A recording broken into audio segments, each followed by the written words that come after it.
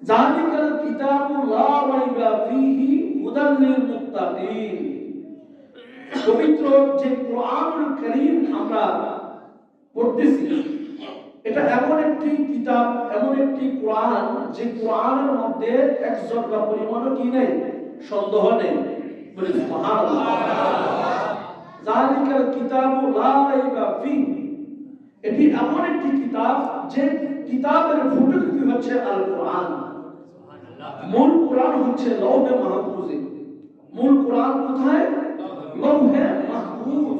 আল্লাহ রাব্বুল আলামিন সংরক্ষণ করে রেখে দিয়েছেন। ওই কোরআনের ফটোকপি হচ্ছে আল কোরআন। ওই কোরআনের কসম, আল্লাহ বলতেছে ওই কোরআনের কসম। এর আগে আমি কিছু আলোচনা করি। আমাদের দেশে মানুষ, মৌলবীরা কোরআনুল কারীমের মধ্যে শবে বরাত খুঁজে পায় না। শবে বরাত খুঁজে পায় না। হাদিস শরীফের মধ্যে শবে বরাত খুঁজে পায় না। তো ভ্রান্ত আকীদার মৌলবী, ভ্রান্ত আকীদা পথভ্রষ্ট মৌলবী যারা আছে, তারা তো কোরআন মানে না, ঠিক কি না? ভ্রান্ত মতবাদের মৌলবী, তারা তো কোরআন মানে না। যেখানে রাসূলুল্লাহকে মানে না, সেখানে কোরআন মানবে কোত্থেকে? হ্যাঁ, আল্লাহর ফটোকপি হচ্ছে মুহাম্মদুর রাসূলুল্লাহ সাল্লাল্লাহু আলাইহি ওয়াসাল্লাম। আল্লাহর ফটোকপি কে? মুহাম্মদুর রাসূলুল্লাহ সাল্লাল্লাহু আলাইহি ওয়াসাল্লাম। যেখানে আল্লাহ তার হাবিব ছাড়া, আল্লাহ তার হাবিব ছাড়া, হাবিব আল্লাহ ছাড়া চলে না। বলি সুবহানাল্লাহ। সেখানে ভ্রান্ত আকীদার, ভ্রান্ত মতবাদের মৌলবীরা তারা সবর পাবে কোত্থেকে? তারা নিজেরাই তো পথভ্রষ্ট, ঠিক কি না? যারা পথভ্রষ্ট, তারা ভালো কাজ, নেকের কাজ, আমলের কাজ তারা চোখে দেখে না। দেখে কি? দেখে আপনি জানেন, আপনি জানেন, মানে হাত পাতে। তাদের অভ্যাস, তাদের হ্যাবিট হচ্ছে মানুষের দুয়ারে দুয়ারে হাত পাতা, হাত পেতে যা পায় তা খায়। এরকম কুকুরও খায়, কুকুর যা পায় তা খায়। তো পথভ্রষ্ট মৌলবীদের আচরণ হচ্ছে একটা কুকুরের মতো। তারপরে তো কুকুরের মৌলা আলী শেরে খোদা কারণ মাল্লাহু আজহু বলেন, কুকুরের 12টি গুণ আছে। কয়টি গুণ? তো 12টি গুণ যার মধ্যে থাকে সে মানুষ। সে কি? মানুষ। তো কুকুরের ওই জ্ঞানও ভ্রান্ত মৌলবীদের নাই। যেটা কুকুরের যে জ্ঞান আছে, মৌলবীদের এগুলা নাই। যাকাতের টাকা, ফিতরার টাকা, দান সদকার টাকা খাইতে খাইতে খাইতে খাইতে পথভ্রষ্ট। ব্যাংকের সাতার মাত্র মাদ্রাসা দিয়া ব্যবসা শুরু করে দিয়েছে। তারা সবরত পায় না, এই জন্য মাদ্রাসার মধ্যে ভাগে কম পড়ে। কথা কি বুঝা আসছে? মাদ্রাসার মধ্যে কি পড়ে? ভাগে কম পড়ে। এই জন্য তারা সবরতটা পায় না। তো সমাজে কোনো মুরব্বী, বাবা মারা গেছে, মা মারা গেছে, হুজুরের কাছে গেছে, হুজুর এখন কি করবো, আব্বা মারা গেছে। তো হুজুরের তো এটাই বলা দরকার ছিল যে আপনার আওলাদ ফরজন আছে, এতিম মিসকিন আছে আপনার এলাকায়, এলাকায় একটা ছাগল জবাই করে বা একটা মুরগি জবাই করে বা একটা তৌফিক অনুসারে গরু জবাই করে এলাকার মানুষদেরকে খাওয়াই দেন। হুজুর তো এই কথা বলে না। হুজুর বলে কি?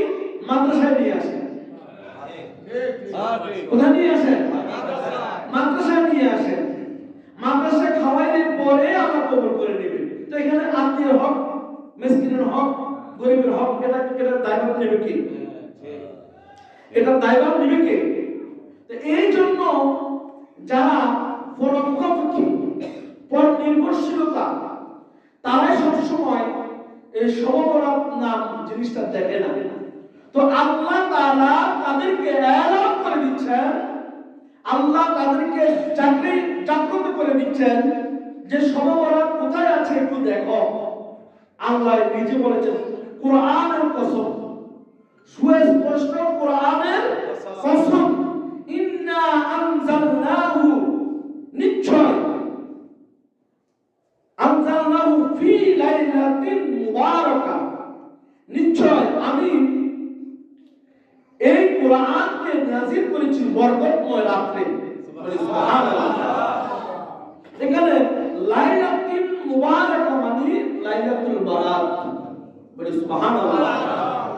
সকল তাফসীরকারগণ মুফাসসিরিনে কেরামগণ একমত পোষণ করেছেন লাইলাতুল মুবারাকা ইয়ানি লাইলাতুল বারাত। বলি সুবহানাল্লাহ। অর্থাৎ লাইলাতুল বারাত অর্থ শবে বরাত। বলি সুবহানাল্লাহ। লাইলাতুল বারাত মানে শবে বরাত। এই লাইলাতুল বারাত তারা কোরআনে পাই নাই, কিন্তু সব কিছু কি আপনি কোরআনে পাইবেন? সব কিছু কি আপনি কোরআনে পাইবেন? যে শবে বরাত এটা লেখা থাকতে হবে এটা পাবেন আপনি? তো এটা কি শবে বরাত এটা কি কিভাবে লেখা আছে? যে লাইলাতুল মুবারাকা, লাইলাতুল মুবারাকা, লাইলাতুল মুবারাকা মানে লাইলাতুল বারাত, আর লাইলাতুল বারাত মানে শবে বরাত। সব এটা পার্সি শব্দ, আর বরাত মানে ভাগ্যের রজনী। অর্থাৎ এটাকে বলা হয় ডিস্ট্রিবিউট নাইট, অর্থাৎ সেখানে কিসমত বন্টন করা হবে, কিসমত বন্টন করা হবে, রিজিক বন্টন করা হবে। বলি সুবহানাল্লাহ। অর্থাৎ নিষ্কৃতির রজনী, ভাগ্যের রজনী, বরকতময় রজনী। বলি সুবহানাল্লাহ। শবে বরাত শব্দের অর্থ ভাগ্যের রজনী, বরকতময় রজনী, নিষ্কৃতির রজনী, তারপর এই রহমতের রজনী। বলি সুবহানাল্লাহ। তো লাইলাতুল মুবারাকা ইন্না কুন্না মুনজিরিন, নিশ্চয় আমি সতর্ককারী। কে বলতেছে? আল্লাহ বলতেছে আমি সতর্ককারী। অর্থাৎ আল্লাহ রাব্বুল আলামিন সতর্ক, সাবধান করতেছেন, সতর্ক করতেছেন। কথা কি বুঝাচ্ছে? তো ফিহা ইউফরাকু কুল্লু আমরিন হাকিম, এই রাতের মধ্যে বন্টন করে দেওয়া হয় হিকমতপূর্ণ কাজ। হিকমতপূর্ণ কাজ এই শবে বরাতের রাতে বন্টন করে দেন। বলি সুবহানাল্লাহ। হিকমতপূর্ণ কাজ কি? আমি আসতেছি ধীরে ধীরে। আল্লাহুম্মা সাল্লি আলা সাইয়্যিদিনা মাওলানা মুহাম্মদ ওয়া আলা আলি সাইয়্যিদিনা মাওলানা মুহাম্মদ। নুজাহাতুল মাজালিস ওয়া মুত্তাখাবুন নাফাইস, প্রথম খণ্ড 146 নং পৃষ্ঠার মধ্যে উল্লেখ আছে শাবানু শাহরি। আল্লাহ বলেন শাবান হচ্ছে আমার মাস। আল্লাহ রাসূল সাল্লাল্লাহু আলাইহি ওয়াসাল্লাম ইরশাদ করেন শাবানু শাহরি, শাবান আমার মাস, ওয়া রাজাবু শাহরুল্লাহ, রজব হচ্ছে কার মাস? আল্লাহর মাস। রাসূল বলেন শাবান আমার মাস, আর রজব হচ্ছে কার মাস? আল্লাহর মাস। ওয়া রমাদানু শাহরু উম্মতি, আর রমজানুল মুবারক হচ্ছে আমার উম্মতের মাস। সুবহানাল্লাহ। রমজান আমার উম্মতের মাস, রজব আল্লাহর মাস, শাবান আমি নবীর মাস। সুবহানাল্লাহ। অর্থাৎ রজব এবং রমজানের মধ্যবর্তী যে সময়টা আছে, ওই মধ্যবর্তী শাবান এটা আমার মাস। এজন্য শাবান মাস আল্লাহর দরবারে সম্মানিত। বলি সুবহানাল্লাহ। শাবানুল মুকাফফিরু, শাবানটা কি? শাবান হচ্ছে অপরাধ মোচনকারী। বলি সুবহানাল্লাহ। শাবানুল মুকাফফিরু, শাবান অপরাধ মোচনকারী। ওয়া রমাদানুল মুতাহহিরু, আর রমজান হচ্ছে পবিত্রকারী। সুবহানাল্লাহ।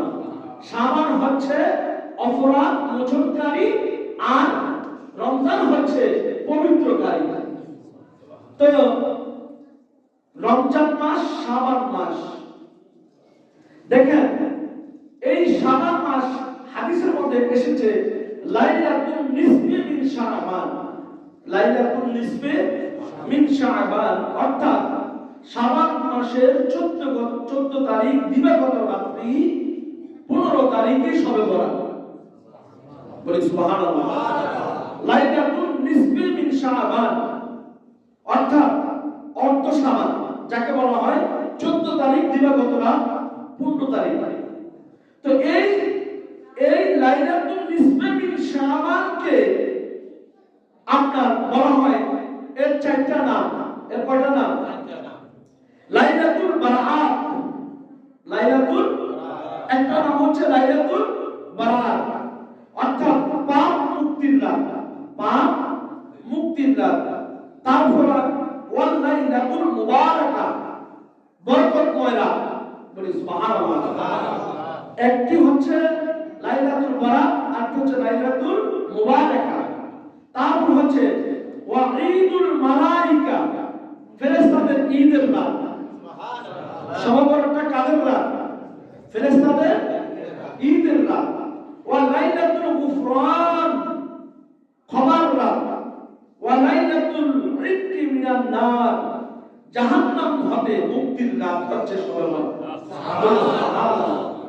জাহান্নাম থেকে মুক্তির রাত হচ্ছে শবে বরাত। তো তাদের চক্ষু তো হারাম খাইতে খাইতে খাইতে খাইতে খাইতে, এতিমের মাল খাইতে খাইতে চোখ বন্ধ হয়ে গেছে, এই জন্য তারা শবে বরাত পায় না। এই জন্য তারা শবে বরাত পায় না। কানা কি এক কানা কি আরেক কানার পথ দেখাতে পারে? এক অন্ধে আরেক অন্ধের পথ দেখাইতে পারে কখন? শ্রী গুরু চৈতন্য বিনে কে তোমায় করাবে চেতন। এখানে মুর্শিদের কথা বলা হয়েছে, যে মুর্শিদ বিনে তোমাকে চেতন করাবে কে আছে? মুর্শিদের একমাত্র তোমাকে চেতন করাবে। এক অন্ধে আরেক অন্ধের দেখাতে পারে? পথ দেখাতে পারে? দেখাতে পারে কে? যিনি মুর্শিদ। মুর্শিদ মানে যিনি রাস্তা বাতানে ওয়ালা, রাস্তা দেখে নাও ওয়ালা, যিনি রাস্তা দেখায়, রাস্তা বাতায়, তিনি আপনাকে চেতন করতে পারবে যে শবে বরাত কি। বলি সুবহানাল্লাহ। এই জন্য গুরু ধরা ফরজ, মুর্শিদ ধরা কি ফরজ? ফরজ। কারণ মুর্শিদ না ধরলে তো আপনি আপনার ঈমান আমলটা কি হবে না, পরিপূর্ণতা আসবে না। এই জন্য আল্লাযীনা ইউবাইনুকা ইন্নামা ইউবাইনুল্লাহি ওয়া বিল্লাহি ওয়া বাইদিহি, আল্লাহর নবীর হাতে যারা বায়াত গ্রহণ করছে, তখন আল্লাহ বলতেছেন, হে আমার হাবিব, আপনার হাতে যারা হাত ধরেছে, মুরিদ হওয়ার জন্য হাত রেখেছে, তারা তো আপনার হাতে হাত রাখে নাই, তারা স্বয়ং আমি আল্লাহর হাতে হাত রেখেছে। কোরআন দ্বারা প্রমাণিত। বায়াত মুরিদ নাই, কোরআনে নাই, হাদিসে নাই। তো বায়াত মুরিদ নিয়ে 3 ঘন্টা 4 ঘন্টা ওয়াজ করা যায় বলে কোরআন হাদিসের আলোকে। তো যাদের চোখ অন্ধ, হালাল হারাম হারাম খেয়ে খেয়ে চোখটা অন্ধ হয়ে গেছে, তারা এই শবে বরাত দেখে না, তারা পীর মুরিদ খুঁজে পায় না। আল্লাহ তাদেরকে হেদায়েত করে বলে আমিন। একটু জোরে বলেন আল্লাহুম্মা আমিন। প্রিয় হাজিরিন, তো কয়টা পেয়েছি আমরা? একটা হচ্ছে লাইলাতুল বারাত, লাইলাতুল মুবারাকা, ঈদুল মালাইকা, ওয়া লাইলাতুল গুফরান, লাইলাতুল ইতকি মিনান নার। শবে বরাতের কয়টা? 4টা। কয়টা? 4টা। একটি হচ্ছে পাপ মুক্তির রাত, বান্দা গুনাহ করবে, বান্দা ইচ্ছাভাবে গুনাহ করবে, অনিচ্ছায় গুনাহ করবে, হ্যাঁ, কিন্তু শবে বরাতের রাতে আল্লাহ তাআলা তাকে কি করবে? মাফ করবে। সে যদি আল্লাহকে ডাকার মতো ডাকে, সে যদি তওবা করার মতো করে। বলি সুবহানাল্লাহ। তারপর বরকতের রাত, অসংখ্য অগণিত আল্লাহ বরকত দাওতে থাকবে। বলি সুবহানাল্লাহ। তারপর ফেরেশতাদের ঈদের রাত। আমরা সারা বছর আমরা আমাদের ঈদ কয়টা? একটা রোজার ঈদ, একটা কুরবানির ঈদ। তো দিনের বেলায় আমরা ঈদ উদযাপন করি না, কিন্তু রাতের বেলায় ফেরেশতারা আসমানে ঈদ উদযাপন করে। বলি সুবহানাল্লাহ। আরো জোরে বলি সুবহানাল্লাহ। তারপর ক্ষমার রাত, আমাদের কি ক্ষমা করবেন? কে করবেন? আল্লাহ। তো যারা খারাপ কাজ করতে করতে করতে করতে করতে করতে নফসকে জিতিয়ে দিয়েছে, তাকে বুঝাচ্ছে মানে নফসকে আগাইয়া দিছে, তো তারা তো তাদের তো আর সবের দরকার নাই, দরকার আছে? এই জন্য তারা বলে শবে বরাত বলতে কোনো কিছু নাই, সব বেদাত। বলে নাউযুবিল্লাহ। তারপর বলে হালুয়া রুটি বেদাত, বলে কি বলে না? আমি যখন ছোট ছিলাম তখন আমি কলার পাতার মধ্যে সিঁড়ি দিতাম মসজিদে ঢুকে। এটা মুসলিম বিল্লাতের একটি ইসলামিক সংস্কৃতি। বলি সুবহানাল্লাহ। এটা মুসলিম বিল্লাতের একটি ঐতিহ্য। বলি সুবহানাল্লাহ। আপনারা যারা ছোট ছিলেন আপনারা শবে বরাতের দিন মসজিদে গিয়ে কলার পাতার মধ্যে সিঁড়ি নেন নাই? নেই নেই আমরা, আমার মনে আছে স্পষ্ট। তো আমাদের মা বাবারা, আমাদের মা চাচিরা কি করতো, শবে বরাতের আগে আসলে ডিম, তারপর আলবা চাউল, এটাকে বলা হয় যে ফলন রান্না করে, এই চাউলটা জমা করে রাখতো, যে শবে বরাতের মসজিদে পাঠাই দিত। এগুলা রান্না করে ফিন্নি করবে, সিন্নি করবে, এগুলা মানুষের কাছে বিতরণ করবে। ঠিক আছে কিনা? এই মুরব্বিরা আমার চাইতে বেশি ভালো জানে। এই যে এগুলো হচ্ছে মুসলিম বিল্লাতের একটি ঐতিহ্য। এটাকে আপনি বেদাত বলে এটা সমাজ থেকে আপনি উৎখাত করতে পারবেন না। পারবেন কি? বরং আপনার মাদ্রাসার মধ্যে, আপনারা যে মাদ্রাসার মধ্যে গরু ছাগল এগুলো নেন, এগুলো কি রাসূলুল্লাহর যুগ জামানা ছিল? রাসূলুল্লাহর জামানা মাদ্রাসা ছিল? হ্যাঁ, তো আপনি মাদ্রাসার নাম দিয়ে যে গরু ছাগল নেন, এটা তো বেদাত। নবীজির আমলে কি মাদ্রাসা ছিল? কথা বলেন। এত বেদাতের জিকির করো, আল্লাহ জিকির বাদ দিয়ে তোমরা বেদাতের জিকির করো, না জানি তোমরা নিজেদের ওজন নিজেরাই একটু মাপার চেষ্টা করো। আসলে দাড়ি পামা ফুলস্টপ দিয়ে কথা বলার চেষ্টা করো, যে আমি যে এই শবে বরাত নিয়ে কথা বলি আমার কি হবে। বাংলাদেশের লক্ষ লক্ষ মুসলিম জনতা শবে বরাতের পক্ষে। বলি সুবহানাল্লাহ। বাকি কি বিপক্ষে? পক্ষে। তো সেখানে যদি আপনি বিপক্ষের কথা বলেন, তুমি মৌলবীর অস্তিত্ব থাকবে? থাকবে না। আমাদের ডাইনে বাইরে কোন মৌলবীরা যদি শবে বরাতের বিরুদ্ধে কোনো দলিল দেয়, আপনি আমার কাছে নিয়ে আসবেন। আপনার ঝগড়া করার দরকার নাই, বহস করার দরকার নাই, আপনারা আমার কাছে মৌলবীরা নিয়ে আসবেন। ঠিক আছে কিনা? কোরআন সুন্নাহর আলোকে মৌলবীরে মুসলমান বানাইয়া শবে বরাত বুঝাই দিবেন ইনশাআল্লাহ। তাদেরকে বুঝাইছে প্রকৃত মুসলমান বানাইয়া শবে বরাত কি, কত প্রকার কি কি বুঝাই দেওয়ার চেষ্টা করবেন ইনশাআল্লাহ। আল্লাহ আমাদের সকলকে বুঝার তৌফিক দান করে বলে আমিন। প্রিয় হাজিরিন, তো এই শবে বরাতে দেখেন তাফসীরে কুরতুবী 116 খণ্ড 126 পৃষ্ঠার মধ্যে উল্লেখ আছে যে এই শবে বরাতকে 4টি নামে নামকরণ করা হয়েছে। লাইলাতুল মুবারাকা, লাইলাতুল বারাত, লাইলাতুস সাদ, লাইলাতুল কি? সাদ, লাইলাতুল কদর। আবার ইমাম ফখরুদ্দিন রাজি রাহমাতুল্লাহ আলাইহি এই 4টির কথা বলেছেন, একটু অতিরিক্ত একটা বৃদ্ধি করেছেন, সেটা হচ্ছে লাইলাতুল রাহমাত। লাইলাতুল রাহমাত। তো আমরা শবে বরাত বুঝতে পেরেছি তো নাকি? হ্যাঁ, আপনারা কোনো দোকান চালে করবেন কিনা? আল্লাহ আমাদেরকে দোকান চাল থেকে হেফাজত করে বলে আমিন। প্রিয় হাজিরিন, তারপর শবে বরাতে হালুয়া রুটি খাওয়া জায়েজ আছে কিনা? এই বেশি না, আপনারা তো ঠিক আছে বলবেন। শবে বরাত আসলে কিছু অ্যালার্জি হয়, কিছু চুলকানি হয়। আমাদের দেশে কিছু মানুষের অ্যালার্জি বের হয়ে যায় মিলাদ নবী আসলে, শবে বরাত আসলে, হ্যাঁ, এই অ্যালার্জি আর চুলকানি শুরু হয়ে যায়। তারা বলে কি যে শবে বরাতে হালুয়া রুটি খাওয়া বেদাত।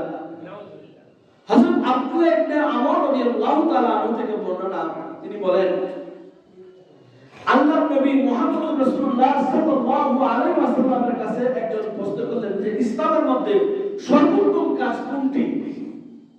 তখন আল্লাহর রাসূল সাল্লাল্লাহু আলাইহি ওয়াসাল্লাম বলেন বেশি করে মানুষকে খানা খাওয়ানো, মানুষের মধ্যে খানা প্রদান করো, আর পরিচিত অপরিচিত সবাইকে কি করো? সালাম প্রদান করো। এই যে শবে বরাতে আমরা কেন হালুয়া রুটির ব্যবস্থা করি?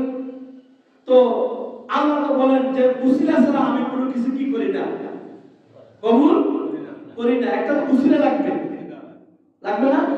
তো শবে বরাতের দিন যা কিছু মিষ্টান্ন জিনিস তৈরি করা হয়, এটা সব কিছু তো হালাল, এখানে তো হারামের কোনো রেশ নেই, আছে? তো হালাল জিনিস রান্না করে মানুষের কাছে যদি আমরা আপ্যায়ন করি, মানুষকে খাওয়াই, এটা কি আল্লাহ কি আমার উপরে নারাজ হবে না খুশি হবে? তো রাসূল কি বলেন যে সর্বোত্তম কাজ হচ্ছে মানুষকে খানা খাওয়ানো। তো সর্বপ্রথম উসিলা দিয়া মানুষকে খাওয়াইয়া আল্লাহকে সন্তুষ্ট করাই তো বান্দার উদ্দেশ্য, নাকি? তো এখানে হালুয়া রুটি আবার খাওয়া বেদা ধরে কিভাবে? মাদ্রাসায় ছাগল গরু কম যায়, এজন্য সহবরাত বিধান, ঠিক কি না?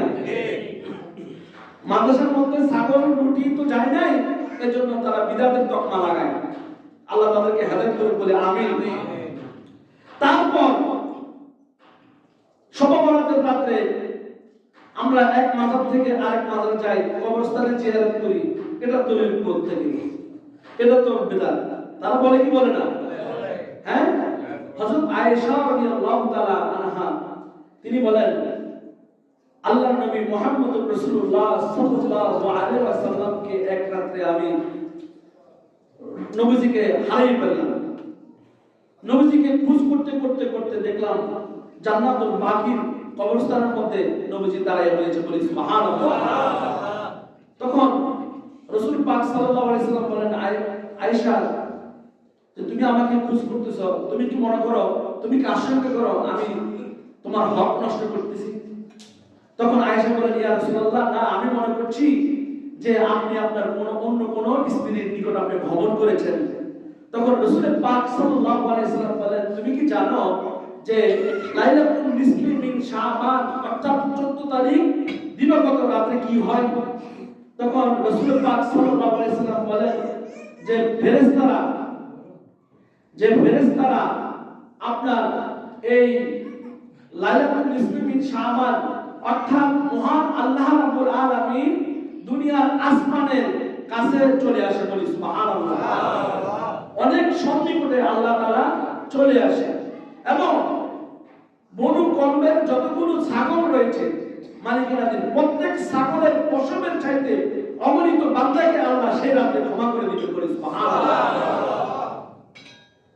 আপনারা কি বুঝতে পেরেছেন?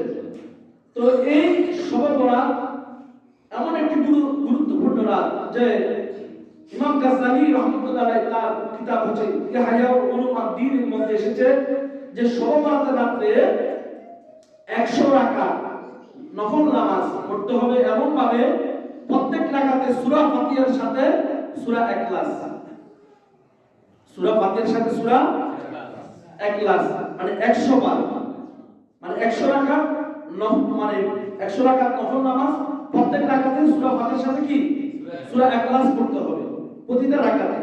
তো রাসূলুল্লাহ সাল্লাল্লাহু আলাইহি ওয়াসাল্লাম হযরত মা আয়েশা রাদিয়াল্লাহু তাআলা বলেন যে আল্লাহর নবী শাবান মাস এবং রমজান মাসে যে রোজা রেখেছেন, আমি অন্যান্য মাসের চাইতে দেখি রাসূলুল্লাহ বেশি রোজা রেখেছেন শাবান এবং রমজান মাসে, বলি সুবহানাল্লাহ।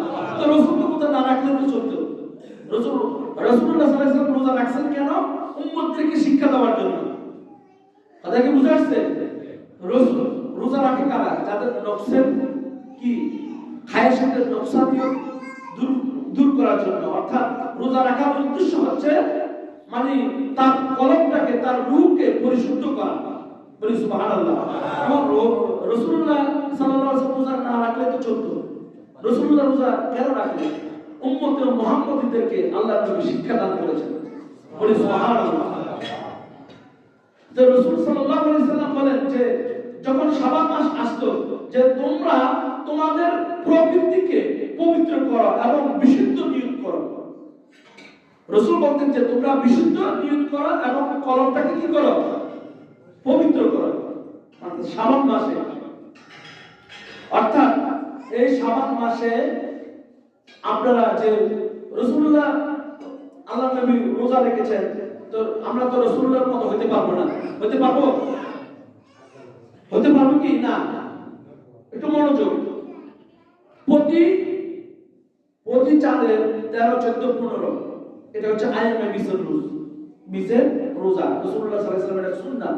তো আমরা চেষ্টা করব যে 13 তারিখ, 14 তারিখ, 15 তারিখ, অর্থাৎ 14 তারিখ রাতে সারা রাত জেগে ইবাদত করব, 15 তারিখে রোজা রাখব, অর্থাৎ 14 তারিখ রাতে খানা খাবো, অর্থাৎ শাবান মাসের 13 তারিখ রোজা রাখব।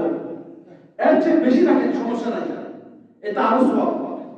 13 তারিখ, 14 তারিখ, 15 তারিখ আমরা সোমবারের রোজা রাখবো, এটা নফল রোজা। কথা কি বুঝা গেছে?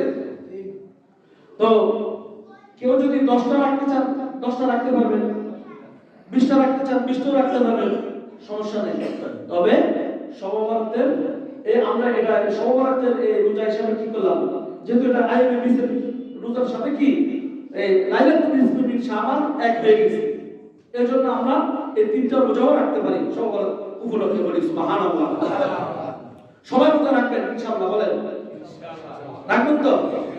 আল্লাহ আমাদের সকলকে রোজা রাখার তৌফিক দান করুন, সকলে বলি আল্লাহুম্মা আমিন। আর তারপর কি করতে হবে? তারপর করতে হবে ওয়া কিয়ামু লাইলাতিন নিসফ মিন শাবান বিল ইবাদাতি মিনাস সালাত ওয়া জিয়ারাতিল কুবুর ওয়া তিলাওয়াতিল কুরআনিল মসজিদ ওয়া যিকরিল ওয়াইজ গায়রিহা ওয়া গায়রিহা। আপনি এই শবে রাতে বেশি করে কোরআন তেলাওয়াত করবেন।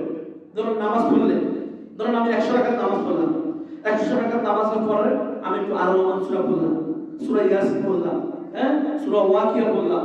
এভাবে ইবাদত বন্দেগীর পাশাপাশি কোরআন তেলাওয়াত করার মাধ্যমে, জিকিরের মাধ্যমে সারা রাত শেষ করে দিবেন। সারা রাত কি করে দিবেন? শেষ করে দিবেন। তো সারা রাত শেষ করার পর শাবান মাসের 15 তারিখ যে হযরত আয়েশা রাদিয়াল্লাহু তাআলা বলেন, আল্লাহর নবী মুহাম্মদ রাসূলুল্লাহ সাল্লাল্লাহু আলাইহি ওয়াসাল্লাম আয়েশা রাদিয়াল্লাহু তাআলা আনহাকে উদ্দেশ্য করে ইরশাদ করেছেন যে তুমি কি জানো যে শাবানের মধ্যরাতে কি কি ঘটে? অর্থাৎ এই শাবান লাইলাতুল নিসফ মিন শাবান শবে রাতে, অর্থাৎ আগামী বছর কতগুলো মানুষ মারা যাবে তাদের নামগুলো লিপিবদ্ধ করা হয়। কতগুলো মানুষ দুনিয়ার মধ্যে আসবে, রিজিক দেওয়া হবে, তাদের নামগুলো কি করা হয়? লিপিবদ্ধ করা হয়। কতগুলো মানুষ জন্মগ্রহণ করবে তাদের নাম কি করা হয়? লিপিবদ্ধ করা হয়। তারপর এই শবে রাত আপনার এই আমলনামা সবকিছু আল্লাহর দরবারে কি হয়? মুকদ্দম হয়। বলি সুবহানাল্লাহ। এজন্য শবে রাতে সবাই অধিকাংশ মানুষকে আল্লাহ মাফ করবে, কিন্তু 6 জনকে মাফ করবে না। কয়জনকে?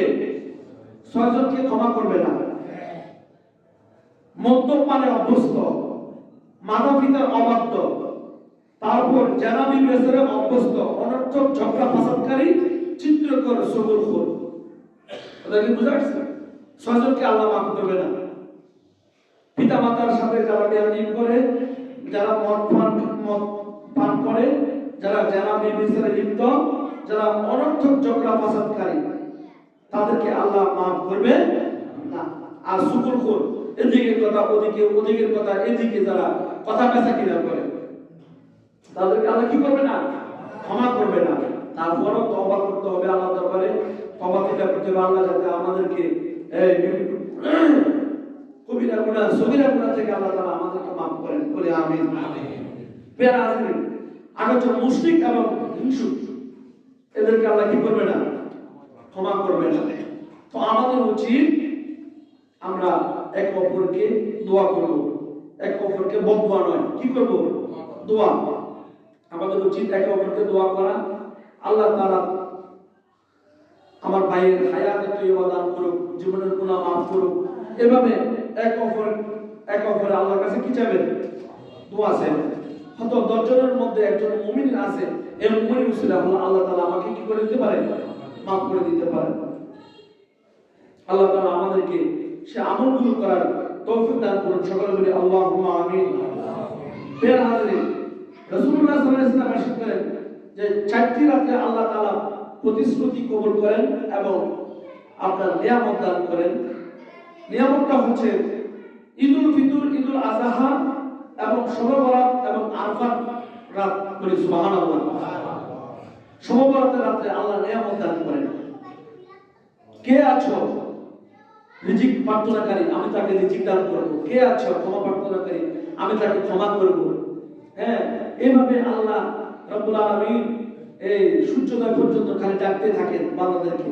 তো আমাদেরও উচিত শবে বরাতের রাতে আমরা আসবো, কান্নাকাটি করব, আল্লাহর জন্য আল্লাহর কাছে দোয়া প্রার্থনা করব, আত্মীয়-স্বজনের গুনাহ মাফির জন্য দোয়া করব, কবর জিয়ারত করব। বিশেষ করে আপনারা আপনাদের আত্মীয়-স্বজন যারা কবরস্থ হয়েছে তাদের কবরস্থানগুলো পরিষ্কার পরিচ্ছন্ন করবেন।